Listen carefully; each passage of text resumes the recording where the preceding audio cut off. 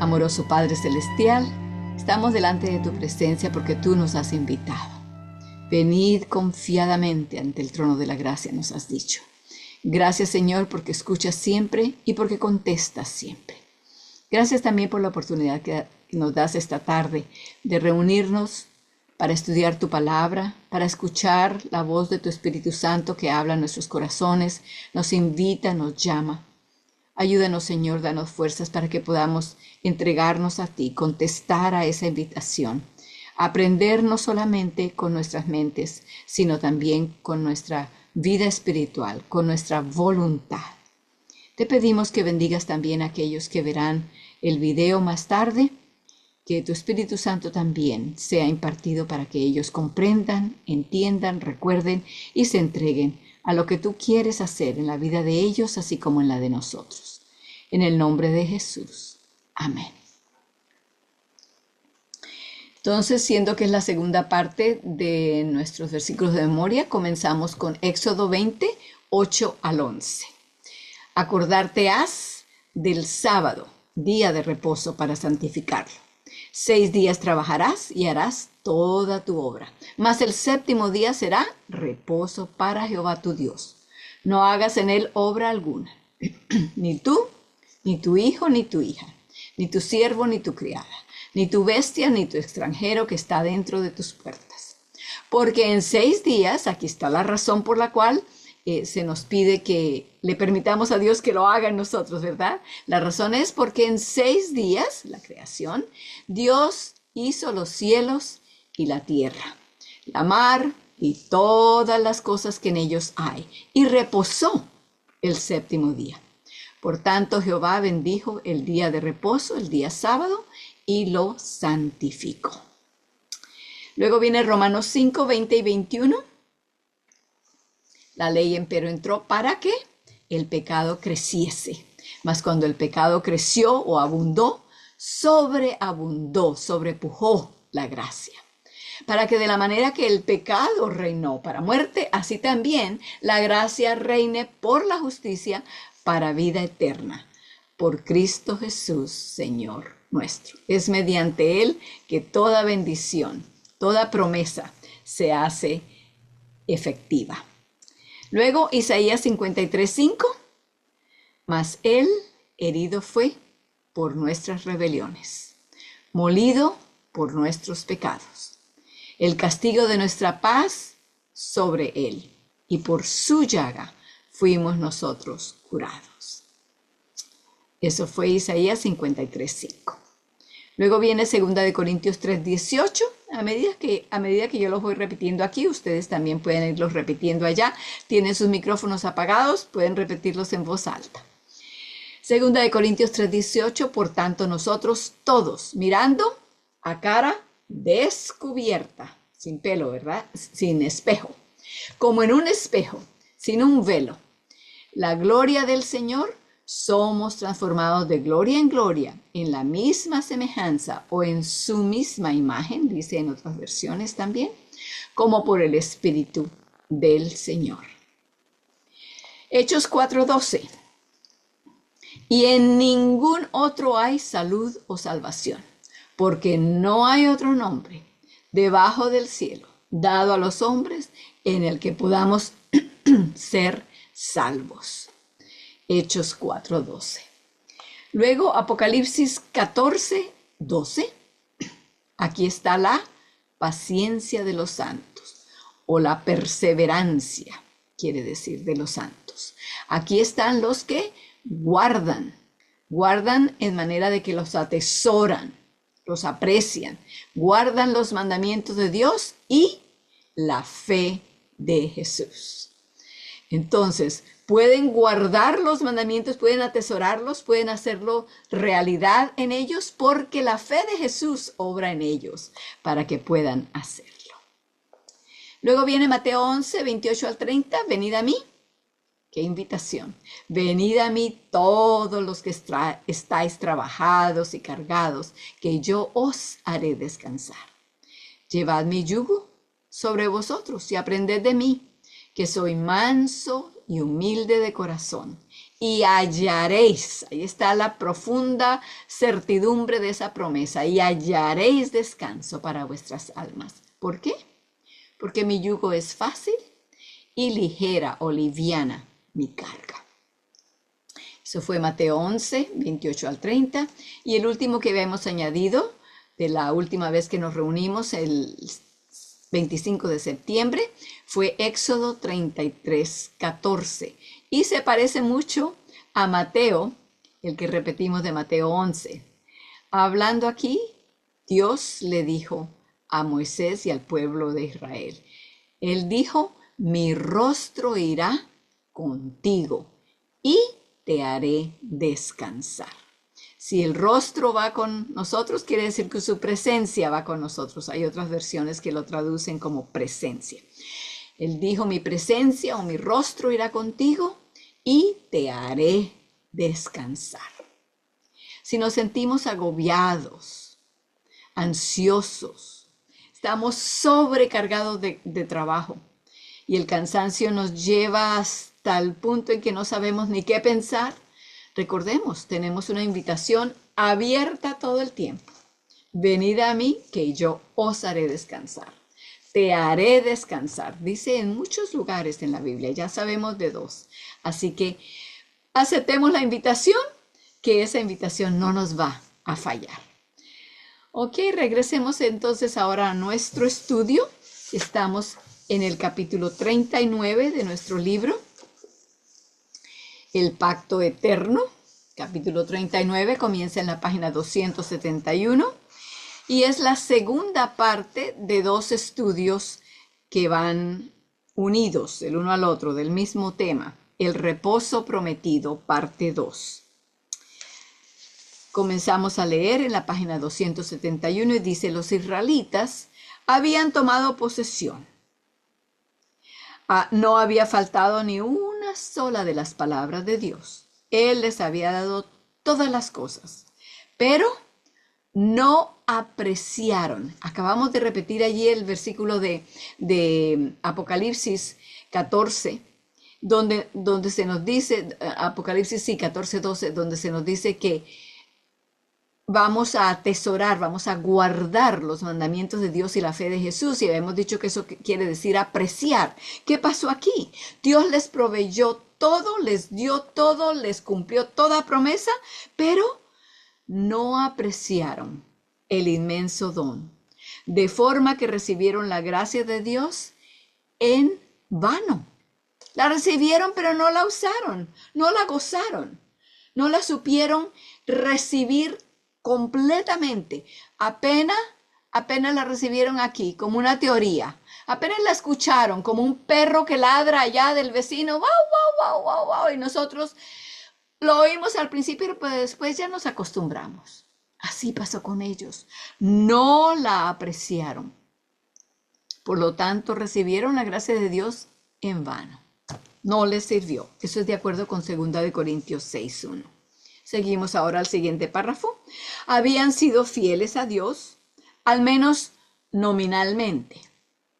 En vida de Josué fue así, pero después de su muerte, y aquí cita de la Biblia y dice, los hijos de Israel hicieron lo malo ante los ojos de Jehová y sirvieron a los Baales. Baales, el nombre mismo quiere decir señor o amo. Pero fíjense que hasta en la misma nomenclatura debemos de tener cuidado. Porque aunque llamaban señor a sus dioses ajenos, los miembros de los ciudadanos de todos los países que los rodeaban, como lo llamaban señor, y aquí también llamaban a Dios señor, les parecía fácil. Entonces, señor, señor, señor, es allá señor y es aquí señor, sin darse cuenta, sin tomar atención en que no era el mismo Señor. Qué astuto es Satanás, ¿verdad? Tenemos que mantener los ojos bien abiertos y solamente el Espíritu Santo puede darnos la vista y el discernimiento para ver la diferencia. Seguimos leyendo. Sirvieron a los Baales, dejaron a Jehová el Dios de sus padres, que los había sacado de la tierra de Egipto, y se fueron tras otros dioses, los dioses de los pueblos que estaban a su alrededor, y los adoraron, provocando la ira de Jehová. Comencemos a escuchar esto en la forma que debemos entenderlo, porque ya habla de la ira. La ira de Dios no es como la ira nuestra. Ya me sacaste del quicio y ahora sí voy a tirar cosas y voy a hablar duro y voy a gritar y te voy a insultar. No, esa no es la ira de Dios.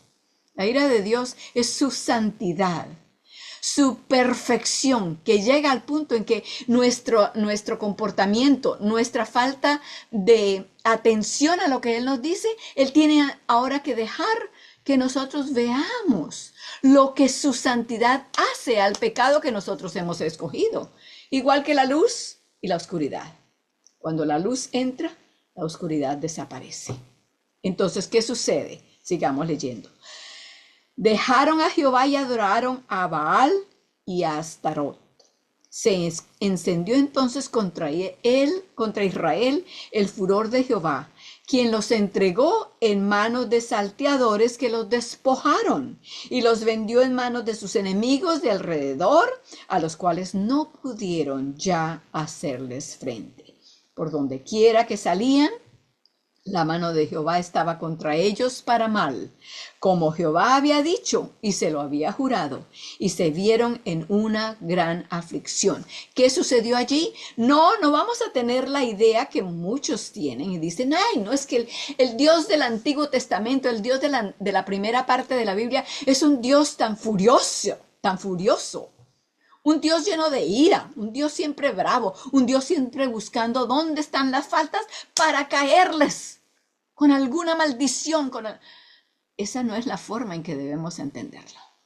Como hice ahorita referencia a la luz y a la oscuridad, Dios velaba su santidad, dándoles tiempo, teniendo paciencia, teniendo misericordia. ¿Y qué hacían ellos? Como no nos sucede nada, debe ser que estamos bien. Sigamos pecando contra Dios, que Él está bien, Él está por allá ocupado con otras cosas.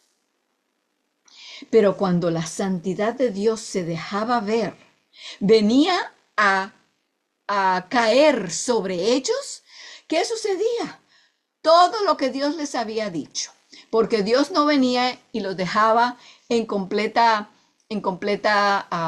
inocencia, sin saber nada, a oscuras, sin saber qué estará pensando Dios, qué será lo que Él quiere de nosotros, qué serán las promesas que tiene para nosotros, qué será lo que Él quiere hacer en nosotros. No, ya Él se los había deletreado todo uno por uno. Ahora entonces tenía que hacerles ver que lo que les había dicho era la verdad.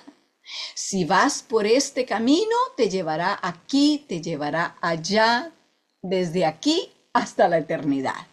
Pero si coges el camino errado, el camino del cual yo te he hablado, te he advertido, te he dado admonición tras admonición, y tienes el deseo de seguir tu voluntad a hacer lo que tú quieres, quiero que sepas que ese camino te va a llevar por acá y por allá y por allá y por allá, y va a llegar al fin a la perdición, a la destrucción.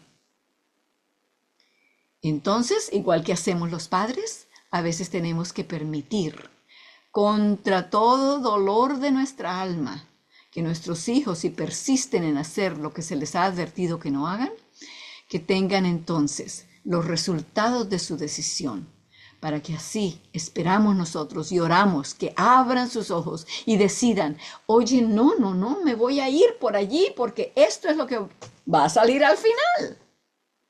Esa es la forma en que debemos comprender lo que acabamos de leer de Jueces 2, 11 al 15, en el segundo párrafo de la página 271, el capítulo 39. Seguimos leyendo ahora. Dios les había dicho que a causa de su desobediencia no echaría a la gente delante de ellos. Él se los advirtió, sino que sus enemigos permanecerían. ¿Y qué sucedería? Les serían como espinas a sus costados. Por favor, subrayen todo el párrafo último de esa página.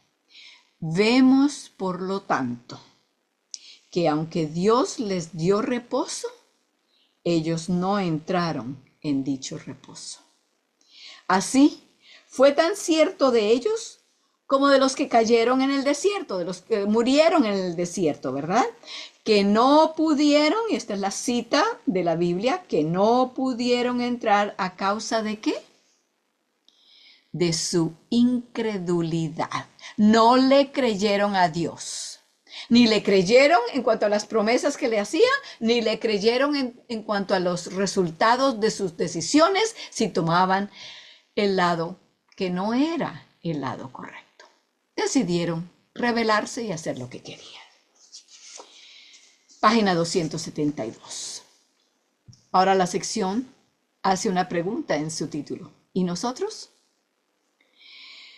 Comienza con la cita de Hebreos 4, 1 y 2. Leamos. Temamos, pues, no sea que permaneciendo aún la promesa de entrar en su reposo, de darnos descanso, ¿verdad? Algunos de vosotros, nos está hablando a nosotros, parezca no haberla alcanzado. También a nosotros se nos ha anunciado la buena nueva, las buenas noticias, como a ellos. A ellos de nada les sirvió haber oído la palabra, por no oír acompañada de fe en los que la oyeron. Escucharon, como dije antes, igual que el perrito del vecino, ladra y ladra y ladra y ladra y al fin nos acostumbramos y ya no lo oímos. Así hicieron. Taparon con su desobediencia, con su rebeldía, al fin crearon, por así decirlo, como callos en sus oídos, en sus mentes, en su cerebro, y ya no escucharon lo que Dios les decía, hasta que llegaron a donde Dios les había dicho que iban a llegar, a encontrarse con los resultados, las consecuencias de sus decisiones. Estamos en el mundo precisamente en la misma situación que el antiguo Israel, con las mismas promesas, las mismas expectativas, los mismos enemigos, los mismos peligros. No existen enemigos contra los cuales podamos emplear armas ordinarias de guerra, a pesar de que se asegure a los seguidores del Señor que padecerán persecución, de acuerdo con 2 de Timoteo 3:12, y serán aborrecidos por el mundo, con un odio que no se detendrá hasta la muerte. Sin embargo, las armas, y aquí cita otra vez de la Biblia, las armas de nuestra milicia no son carnales, de acuerdo con 2 de Corintios 10:4. En esto, no obstante, nuestro caso es nada diferente al del Israel de antiguo. Quiero que vayamos allí a lo que está en paréntesis de Juan 15, 18 y 19 y Juan 16, 1 al 3. Abramos nuestras Biblias entonces. Juan 15, de la segunda parte de la Biblia. Juan, Mateo, Marcos, Lucas, Juan. Juan 15, versículos 18 y 19. Si Janet puede, lo pondrá en el chat, pero si está trabajando tal vez no pueda. Así que busquémoslos en nuestras Biblias. Juan 15, 18 y 19. ¿Qué dijo Jesús allí? Si el mundo os aborrece, sabed que a mí me aborreció, antes que a vosotros. Versículo 19. Si fuerais del mundo, el mundo amaría lo suyo. Mas porque no sois del mundo, por eso os aborrece el mundo. Así que si estamos muy bien recibidos por el mundo, la sociedad que nos rodea, la cultura, si nos reciben muy bien y nos alaban y todo aquello, tengamos cuidado. Eso es una de esas banderines rojos de peligro, porque estamos haciendo como ellos. Mientras que los israelitas estaban adorando los mismos dioses de todas las naciones paganas, todo el mundo estaba feliz con ellos. Hasta que llegó el día en que ellos recibieron lo que Dios les había dicho que iban a recibir. Luego vayamos al capítulo 16, versículos 1 al 3. Aquí Cristo está hablando de lo mismo. Estas cosas os he hablado para que no os escandalicéis, para que no se sorprendan, en otras palabras. Os echarán de las sinagogas. En nuestro lenguaje de hoy diríamos, os echarán de las iglesias. Y aún viene la hora cuando cualquiera que os matare pensará que hace servicio a Dios. Wow. Dejemos que esas palabras filtren bien adentro de nuestros cerebros. No para temor, sino para entender lo que Cristo nos está diciendo. Si queremos no tener problemas, vayan con el mundo, pero al final, ¿dónde va a terminar eso? En destrucción. Pero si amamos a Dios, no esperemos. Sí, es cierto que Dios nos da paz. Estábamos hablando de esto la vez anterior, ¿verdad? Pero la paz que Él nos da es en medio de la tormenta, no que nos ayuda con tener todos los días bien asoleados, la lluvia solamente de noche para que no nos moje. No. Llegará el tiempo, dice Él, en que aquellos que os matare pensarán que están haciendo servicio a Dios, o van a pensar que están limpiando, sacando a todos aquellos que no están obedeciendo, que no están haciendo lo que ellos interpretan de la Biblia. Y entonces, como no cuadra con la interpretación de ellos, vamos a matarlos, nos vamos a deshacer de ellos. Y pensando que están haciendo lo que Dios quiere que ellos hagan. Seguimos con el versículo 3. Y estas cosas os harán porque no conocen al Padre ni a mí. Ese es el consuelo, que no importa lo que venga en nuestro camino, si conocemos al Padre y conocemos al Hijo, hay vida eterna. No importa lo que nos suceda, ¿verdad? No es que Dios dice, no se preocupen, no. Como humanos lo pensamos, pero tenemos que entenderlo para que no sea en vano como les pasó a ellos. Recibieron la gracia de Dios, pero ¿de qué les sirvió? De nada, porque ellos estaban escuchando otro tambor. Andaban a su propio tambor, al paso de su propio tambor, en vez de estar andando al paso de lo que Dios les había indicado. Seguimos leyendo ahora en el tercer párrafo de la página 272. Ellos habían de obtener la victoria, ¿cómo? Solo por la fe. Y como ya hemos visto, si hubieran sido verdaderamente fieles, no habría habido mayor necesidad de emplear la espada para echar a los cananeos, de la que hubo para derrotar al faraón y sus huestes. ¿Recuerdan cuando Dios los sacó de Egipto, de ser esclavos allá? Ellos no tuvieron que usar la espada para nada. Es más, ¿quién era el que tenía todos los armamentos? Era Faraón. Faraón tenía ejércitos, tenía caballos, tenía carrozas, tenía espadas, tenía lanzas, tenía de todo. Y Dios los sacó sin una sola arma. Y con todo y sus armas, quedó destrozado, quedó destruido, tanto Faraón como todo su ejército. Recuerdan cómo estudiamos esto antes, ¿verdad? Es la misma cosa, Dios no ha cambiado. Seguimos leyendo. No habría habido mayor necesidad de emplear la espada para echar a los cananeos de la que hubo para derrotar al faraón y sus huestes. En verdad, la razón por la que no tuvieron plena posesión de la tierra fue por esa misma ¿qué? Incredulidad, que hizo necesaria la espada entonces para deshacerse de todos esos pueblos, ya que es absolutamente imposible que la patria celestial que Dios prometió a Abraham sea conquistada por hombres sosteniendo espadas o pistolas en sus manos.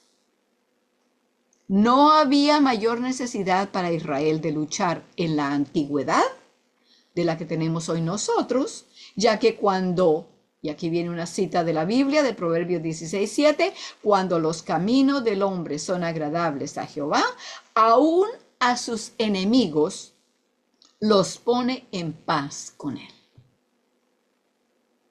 ¿Saben qué? Vamos allí ahora a Proverbios 16:7, porque es tan bella esa promesa y nos resulta tan beneficiosa a todos, tarde o temprano. De paso, Proverbios está después de Salmos, así que si encuentran a Salmos, que es bien grande, bien largo, pues está Proverbios después.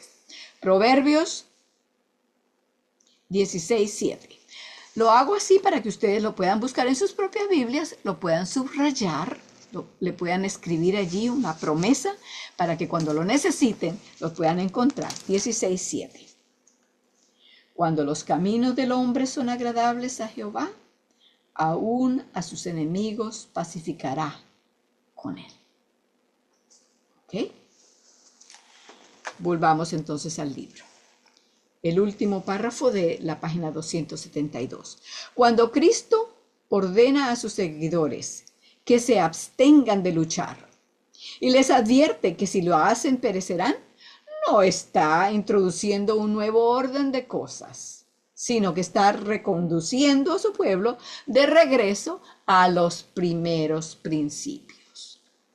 El Israel de antiguo provee una ilustración del hecho de que aquel que utiliza la espada, a espada perecerá. Y aunque el Señor fue muy paciente con ellos e hizo muchas concesiones a su debilidad, y continúa siendo aún más paciente con nosotros, quiere no obstante que evitemos los errores de ellos. Todas las cosas que los conciernen, aquí viene otra cita, les acontecieron como ejemplo y están escritas, las tenemos todavía aquí en nuestras manos para leerlas. ¿Con qué propósito? Para amonestarnos a nosotros o advertirnos a nosotros que vivimos en estos tiempos finales. Eso viene de 1 Corintios 10:11. La promesa de Canaán es la siguiente sección.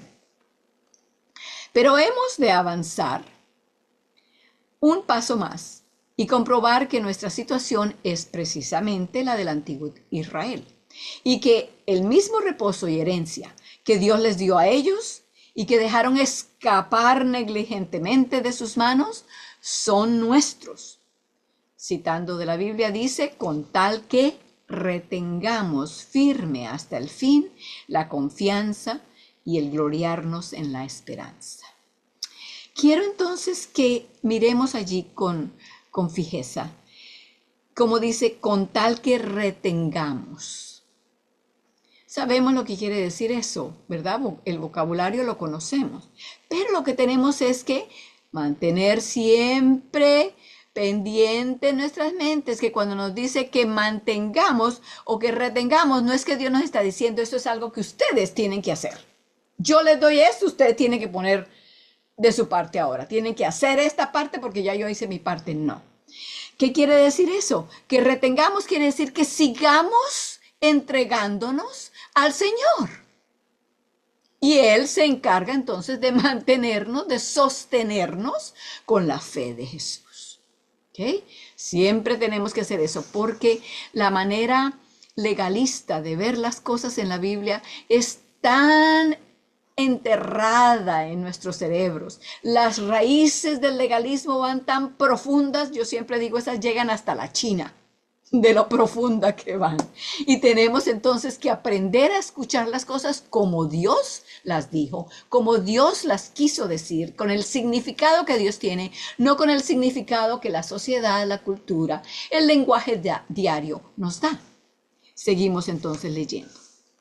Afortunadamente, la evidencia es muy simple y consistente y en cierta medida ya la hemos considerado. Ahora entonces nos lleva a refrescarnos nuestra memoria con los siguientes hechos o las siguientes verdades. Entonces esto es como un resumen de lo que ya hemos estudiado, no solamente en este capítulo, sino en el capítulo anterior, que era la primera parte del reposo prometido. Que el primer punto dice: Canaán es la tierra que Dios dio a Abraham y a su simiente en heredad perpetua. Ya eso lo hemos estudiado y lo podemos volver a leer en Génesis 17, 7 y 8. Segundo punto, viene allí después. Había de ser una herencia permanente, no transitoria, permanente, tanto para Abraham como para sus descendientes. Así que si han puesto un número 1 en la primera oración allí, Canaán es la tierra que Dios dio a Abraham, ahora pongan un número 2. Había de ser una herencia permanente tanto para Abraham como para sus descendientes. Pero el propio Abraham no tomó posesión ni siquiera del terreno que pisaban sus pies. ¿Cómo sabemos esto? Vamos a Hechos. Hechos capítulo 7, allí dice capítulo 7, 5. Vamos a leer capítulo 7, versículos 2 y 5. Hechos, en la segunda parte de la Biblia. Mateo, Marcos, Lucas, Juan, Hechos. Así que Hechos es el quinto libro de la segunda parte. Hechos, capítulo 7, versículos 2 y 5.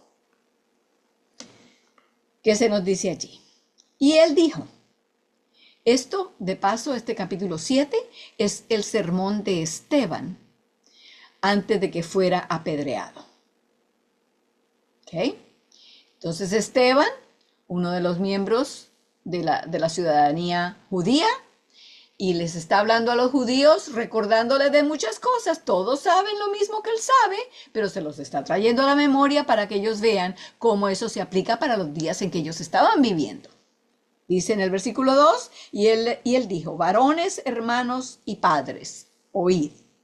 El Dios de la gloria apareció a nuestro padre Abraham, estando en Mesopotamia, antes que morase en Canaán, o Harán, dice en otras versiones. Versículo 5. Y no le dio herencia en ella, ni aún para asentar un pie, mas le prometió que se la daría en posesión a él y a su simiente después de él, no teniendo ni un hijo todavía. Así que, ¿cómo es esto? Sigamos leyendo, porque viene un punto muy precioso. Ya vamos a llegar a él. Seguimos leyendo, pero el propio Abraham no tomó posesión ni siquiera para poner un pie sobre ese terruño, y tampoco ninguno de sus descendientes, ya que hasta los justos de entre ellos, y solo ellos son descendientes de Abraham por la fe, en la fe murieron sin haber recibido lo prometido. Vamos entonces a Hebreos 11, 13 y 39. Sigan hacia adelante como quien va hacia Apocalipsis, y después de primera y segunda de Corintios, Gálatas, Efesios, Filipenses, Tesalonicenses, etcétera, van a encontrar Hebreos. Si llegan a Santiago o a primera y segunda de Juan, primera y segunda de Pedro, ya se pasaron. Hebreos capítulo 11, capítulo de la fe, versículos 13 y 39. Recuerden, estamos viendo si recibieron la herencia o no la recibieron. ¿Okay? Capítulo 11, versículo 13. Conforme a la fe, murieron todos estos. Y cuando dice todos estos, son los que se han mencionado ya en el capítulo. En el capítulo menciona, comenzando con Abel, menciona a Abraham, a Noé, ¿a quién más ha mencionado hasta ahora aquí? A Enoc también lo menciona, etcétera. Y dice, vuelvo a empezar al versículo 13, conforme a la fe murieron todos estos sin haber recibido las promesas, sino mirándolas de lejos y creyéndolas y saludándolas y confesando que eran peregrinos y advenedizos sobre la tierra. No tuvieron un terruño, no tuvieron una propiedad. Nosotros estamos aquí de paso apenas, ¿verdad? Versículo 39. Y todos estos, después de lo que leímos en el 13, mencionó también a Abraham, a Isaac, Jacob, José, Moisés, Rahab, y sigue ahí adelante. Ahora en el 39, todos estos, aprobados por testimonio de la fe, no recibieron la promesa. No la recibieron. ¿Por qué? Bueno, sigamos leyendo. El tercer punto viene ahora. Por lo tanto, tal como ya hemos visto, la posesión de la tierra implicaba la resurrección de los muertos en la venida de Cristo. Por favor, subrayen ese punto, porque este es como el clímax de los otros puntos que ya habíamos numerado. Subrayen, por lo tanto, tal como ya hemos visto, la posesión de la tierra implicaba la resurrección de los muertos en la venida de Cristo para restaurar todas las cosas. Mediante la resurrección de Cristo, Dios nos hace renacer para una esperanza viva. Viene la cita ahora de la Biblia, para una herencia incorruptible, incontaminada e inmarchitable, reservada en los cielos para vosotros, que sois guardados por el poder de Dios mediante la fe, para alcanzar la salvación que está preparada para ser manifestada en el tiempo, ¿cuál?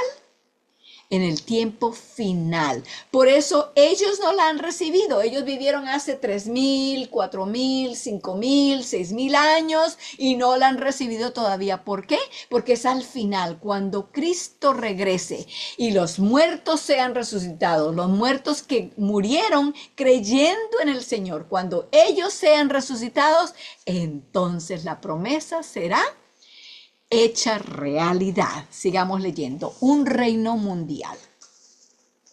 Página 274.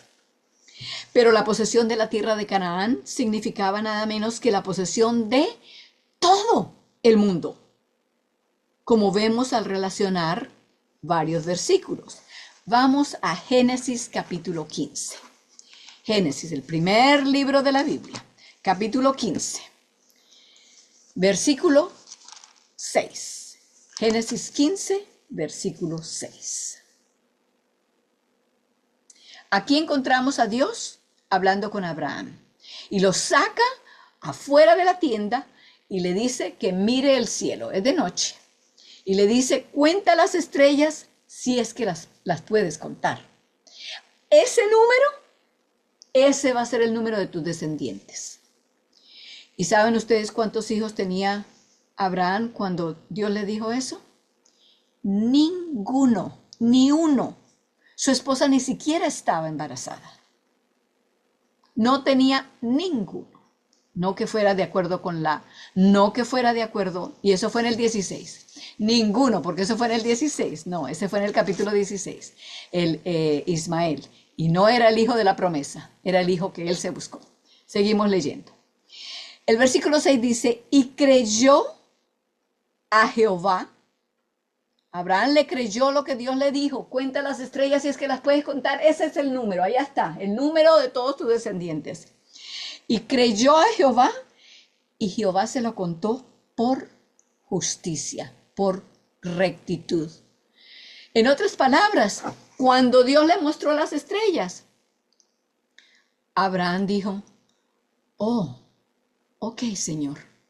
Y como lo que Dios dice es siempre la verdad, cuando Dios le dijo, ese es el número, y Abraham dijo, está bien, Señor, entonces Dios le dijo, pues entonces estás en lo correcto. Porque si me crees a mí, estás en lo correcto porque yo siempre hablo lo correcto. Por eso dice que se lo contó por justicia. Justicia es rectitud, buen hacer. Estuvo de acuerdo con Dios. Entonces, vamos ahora a Génesis 17, 7. Génesis 17, 7. Estableceré mi pacto entre mí y ti, y tu simiente después de ti en generaciones, por alianza perpetua. Perpetua quiere decir eterna, no por un ratito solamente. para hacerte a ti por Dios y a tu simiente después de ti. Versículo 8. Y te daré a ti y a tu simiente después de ti la tierra de tus peregrinaciones, toda la tierra de Canaán en heredad, ¿cuánta? ¿Por cuánto tiempo? Perpetua. Y seré el Dios de ellos. Versículo 11. Circuncidaréis pues la carne de vuestro prepucio y será por señal del pacto entre mí y vosotros. Entonces, ya ustedes saben que yo les voy a hacer una pregunta aquí. La pregunta es lo siguiente. ¿Creyó Abraham la promesa de Dios antes o después de ser circuncidado? No tienen que contestarme, piénsenlo ustedes allá. ¿Creyó Abraham lo que Dios le dijo antes o después de ser circuncidado? Bueno, ahorita mismo ya leímos en el capítulo 15 que Dios le mostró las estrellas y él creyó. Y no es sino hasta el capítulo 17 que Dios le da el rito de la circuncisión. Entonces, ¿cuál es la respuesta? Fácilmente. ¿Creyó a Dios antes o después de ser circuncidado? Fue antes. ¿Lo declaró Dios justo, recto, correcto, antes o después de ser circuncidado? Antes de ser circuncidado. Vamos a ver cómo lo pone el apóstol Pablo en Romanos capítulo 4, el Nuevo Testamento, la segunda parte de la Biblia, Mateo, Marcos, Lucas, Juan, Hechos, Romanos. Romanos capítulo 4. Romanos capítulo 4, versículos 1 al 13. ¿Qué pues diremos? Que halló Abraham nuestro padre según la carne. ¿Qué es lo que él obtuvo? Versículo 2. Que si Abraham fue justificado por las obras, pues tiene de qué gloriarse, mas no para con Dios. Porque ¿qué dice la Escritura? Bueno, lo acabamos de leer, ¿verdad? Y aquí está citado. Y creyó Abraham a Dios y le fue atribuido a justicia. Eso está en Génesis 15, 6, que lo acabamos de leer, ¿verdad? Versículo 4. Empero, al que obra no se le cuenta el salario por merced, sino por deuda. Aquí está para que veamos. Si usted ha trabajado y ahora vienen a darle el pago con un cheque por lo que usted hizo y le dicen que eso es un regalo, ¿es un regalo? No porque usted trabajó, no porque usted trabajó. Es una deuda que su jefe tiene por el trabajo que usted hizo. Así que eso es lo que dice aquí el apóstol Pablo. Pero al que obra, al que trabaja, no se le cuenta su salario, su pago, como un regalo, sino una deuda que se le está pagando. Versículo 5. Mas el que no obra, el que no trabaja, pero cree en aquel que justifica al impío, la fe, el hecho de que le cree a Dios, que está de acuerdo con Dios cuando Dios le dice, ese es el número de tus descendientes. Ok, Señor, ese es el número de mis descendientes. Creemos, estamos de acuerdo con Dios. La fe le es contada por justicia. Como también David dice ser bienaventurado el hombre al cual Dios atribuye justicia sin obras, diciendo, bienaventurados aquellos cuyas iniquidades son perdonadas. Así que está hablando del perdón aquí. ¿Nos merecemos el perdón? No. Es porque Cristo murió por nuestros pecados que tenemos el perdón. Seguimos leyendo. Y cuyos pecados son cubiertos. Bienaventurado el varón al cual el Señor no imputó pecado.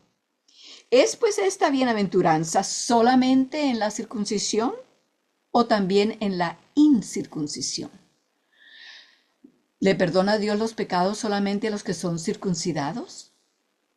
¿O perdona los pecados de los que no son circuncidados? Esa es la pregunta que él hace. Porque decimos que a Abraham fue contada la fe por justicia. Aquí viene la pregunta que yo les hice. ¿Cómo pues le fue contada? ¿En la circuncisión o en la incircuncisión? Ya sabemos la respuesta porque la vimos allá en Génesis, ¿verdad? No en la circuncisión, sino en la incircuncisión, antes de ser circuncidado. Y recibió la circuncisión por señal, en el capítulo 17, por sello de la justicia de la fe que tuvo en la incircuncisión, en el capítulo 15, para que fuese padre de todos los creyentes no circuncidados, para que también a ellos les sea contado por justicia. Y padre de la circuncisión, no solamente, así que Abraham es padre, no solamente de los que son de la circuncisión, mas también de los que siguen las pisadas de la fe que fue en nuestro padre Abraham antes de ser circuncidado. Versículo 13, aquí viene el lacito que le ponemos a esta belleza, porque no por la ley fue dada la promesa a Abraham o a su simiente, que sería heredero del mundo, sino ¿cómo se le dio? Sino por la justicia de la fe. Porque si Dios nos va a dar a nosotros la salvación o la justicia, la redención, el perdón, cualquiera de esas y todas ellas, por lo que nosotros hacemos, entonces, ¿qué tenemos? Podemos decir, ay, yo sí soy bueno, yo fui más inteligente que fulano, ese no supo cómo hacer las cosas bien y por eso no lo perdonaron. No, ¿tenemos de qué gloriarnos? No, porque es por la fe, no por lo que hacemos. Ahora, lo que hacemos, terminamos haciendo las cosas que son de guardar de las promesas que Dios ha hecho para nosotros. ¿Por qué? Porque por amor nos entregamos a Él y entonces le permitimos que Él obre en nosotros, haga en nosotros lo que nosotros no podemos hacer, porque nosotros no podemos guardar la ley de Dios por nosotros mismos. Dejamos en esta belleza esta noche, aunque me gustaría, sí, terminemos allí ese párrafo. Así la circuncisión era el sello del pacto según el cual se daría a Abraham y a su simiente la tierra de Canaán como posesión perpetua. Pero la circuncisión era al mismo tiempo la señal o sello de la justicia de la fe y de la promesa que sería heredero del mundo.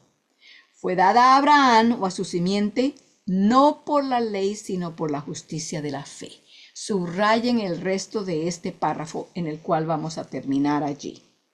Subrayando dice: eso significa que el sello que aseguraba el derecho de Abraham a la posesión de la tierra de Canaán era el mismo sello que le daba derecho a heredar todo el mundo.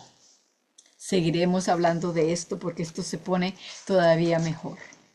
Unas bellezas que hay allí para que nosotros las descubramos. El Señor quiere que las entendamos. Él las tiene allí esperándonos. Así que con esas promesas de Dios, vamos ahora entonces a arrodillarnos y a adorarlo, a hablar con Él de rodillas por su amor tan grande y la fe que Él nos da. Oremos. Amoroso Padre Celestial, en todo lo que estudiamos, en todo lo que leemos en tu palabra, encontramos tanto ánimo, tanto valor, tanta esperanza, tanto amor.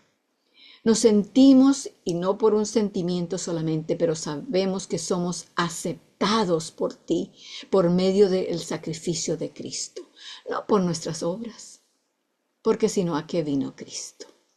Oh Señor, ayúdanos para que no cambiemos el orden de estos factores, sino que permitamos que lo que tú nos enseñas sea entendido por nosotros, por medio del Espíritu Santo, sea entendido, comprendido y recibido como tú quieres, como tú tenías el propósito de hacerlo.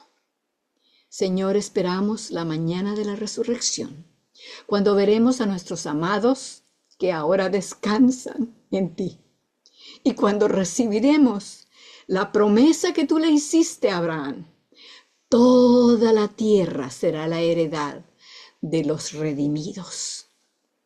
Hasta ese día, Señor, manténnos firmes, fieles por tu fidelidad. En el nombre bendito y santo de Jesús. Amén.